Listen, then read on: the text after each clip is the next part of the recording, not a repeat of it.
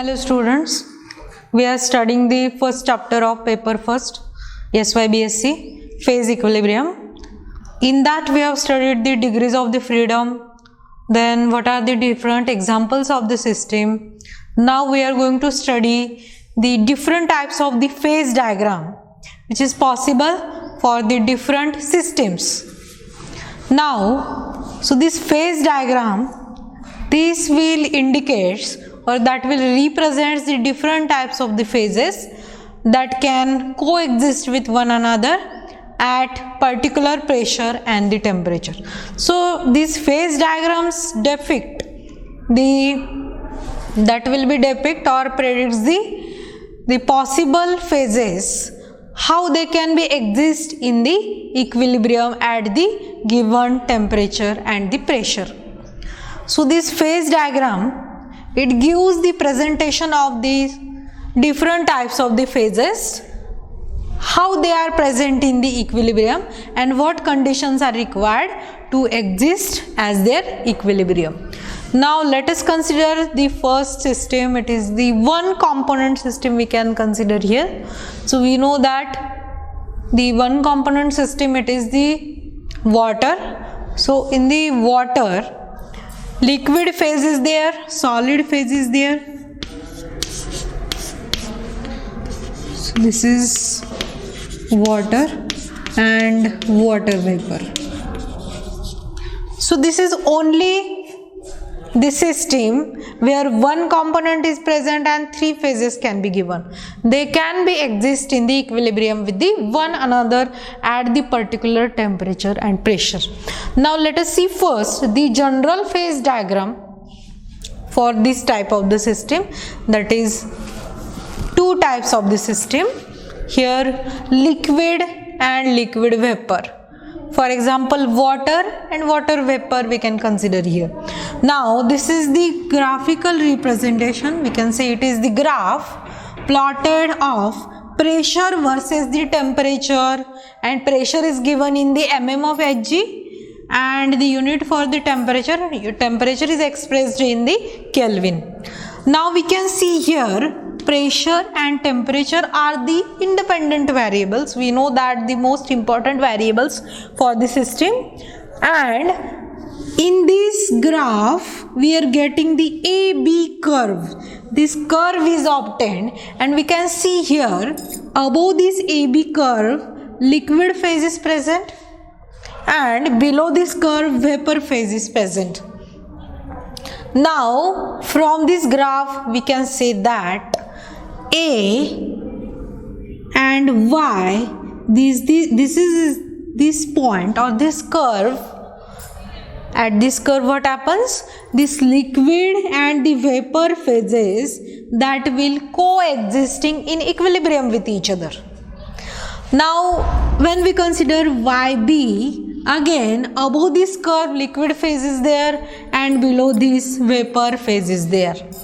Now again for YB we can say that this YB curve indicates the equilibrium between the liquid and the vapor state. Now if we consider this line ZY, this part of the curve or graph, and YX. So what happens if we consider the YX? Between this at this particular pressure and temperature, here the temperature is constant, okay, temperature is constant and pressure is also not changing here. So at this XY point the corresponding phase, vapor phase, so molecules of the system or the component of the system will exist in vapor state completely at this point X. And if we consider this YZ part, this is the liquid part, where this Z to Y at this point all the substances or the substance of the system will exist in the liquid phase only. There is no vapor phase is present. So these X and Z are the extreme conditions here, and if we consider this y point, at this point what happens? The liquid and the vapor phase are present in equilibrium with each other. They will coexist in equilibrium with each other. So at this line z to y to x, there is no change in the we can say there is no change in the temperature. Temperature is constant, while the pressure will goes on increasing. So as we increases the pressure, what happens here? So increasing pressure. So as we increases the pressure from the vapor state to liquid, then what happens? As the pressure is increased on the vapor, here all the molecules, all the components of the system are present in the vapor state. So if we increase the pressure, what happens here? Pressure increases, so vapors will get condensed, and this vapor after this point y, at this point vapor phase and liquid phase are equilibrium with each other, and above this point y, what happens? The vapors get completely where starts to condense to form the liquid slowly, and up to this point z. At this point z, what happens? All the vapors will get condensed at high pressure and it will get converted into liquid. So at this z point, all the components of the system will exist in the liquid phase. So these type of the diagram are very well helpful in order to describe the different properties on the different variables, pressure and the temperature. Now let us consider the one component system. First example is the water.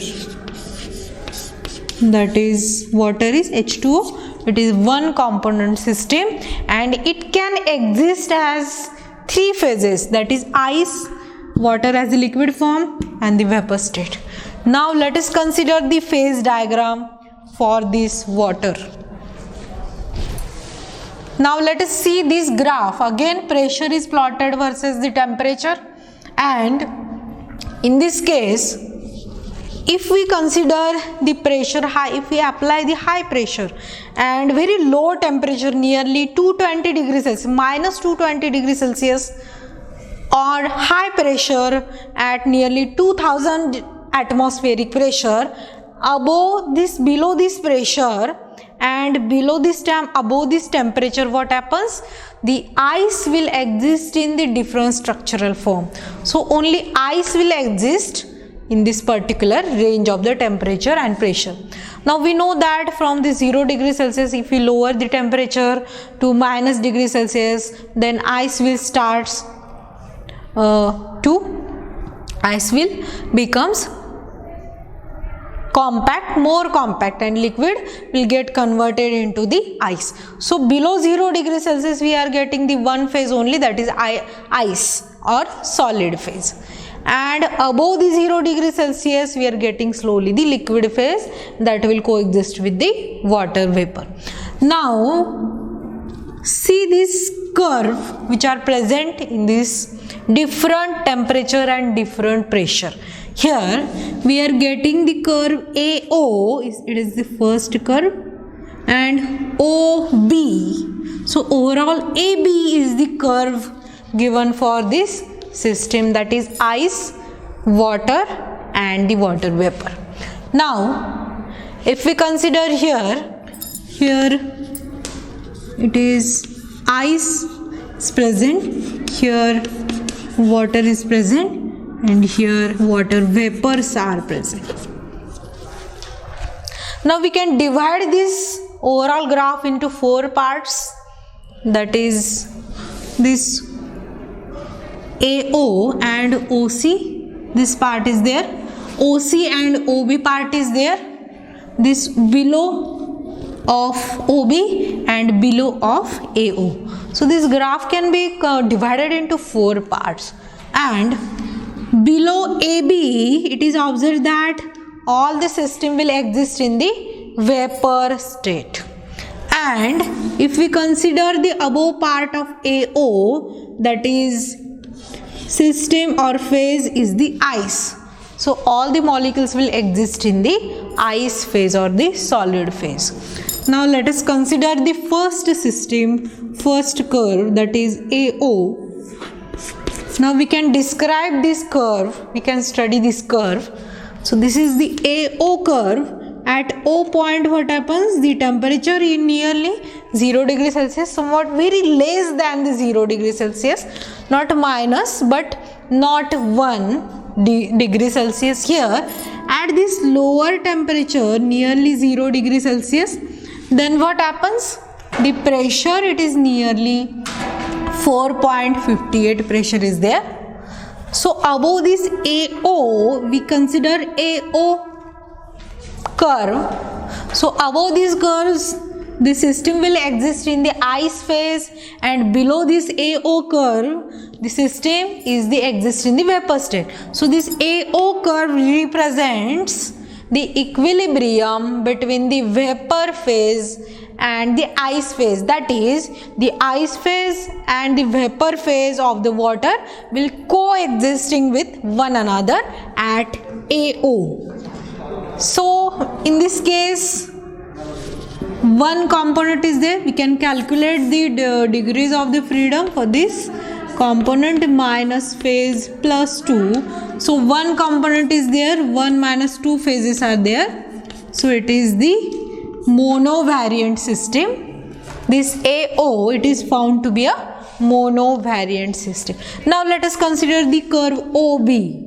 So this OB curve, from the below side vapor phase is present, and above side there is water or the liquid phase is present. And this OB curve, now OB curve represents the equilibrium between this liquid state and this vapor state. So this curve will represents the equilibrium, or the curve will give the plot where the water phase, that is liquid phase, and vapor phase now coexisting with one another here. So we can again calculate the degrees of freedom, and it is found that it is again 1 degrees of freedom. F, we are getting the 1. Therefore OB system or OB curve containing system, it is found to be a monovariant system. Now let us consider this OC. O and C. At this very high pressure, nearly 220 atmosphere. So here on the left side of the OC, ice phase is present, or on the right hand side of the OC, water phase is present. So this OC represents that the ice and water phases are coexisting on this curve, coexist with one another. So again, this OC will give the monovariant system. It is the monovariant system. Now let us consider this last one, OD system. This is O and D. So this OD is given by the dotted line, and it is somewhat different from this OA curve. It is having high pressure, OD, it having high pressure, but this OD, at this OD point, all the molecules are present in the solid state, that is ice form. So this OD, again it is found to be, as it is known only, the ice form is there. So it is again monovariant system. It is found to be a monovariant system. So all these curves can be explained. All these curves represent the corresponding phases showing their equilibrium. So all these curves, that is AO, OB, OC and OD, they will give the corresponding conditions where two phases are existing in equilibrium with each other. So this is the overall phase diagram. Now let us consider this point O. So this point is very different because the temperature for this point is 0.01 degree Celsius and pressure is 4.58.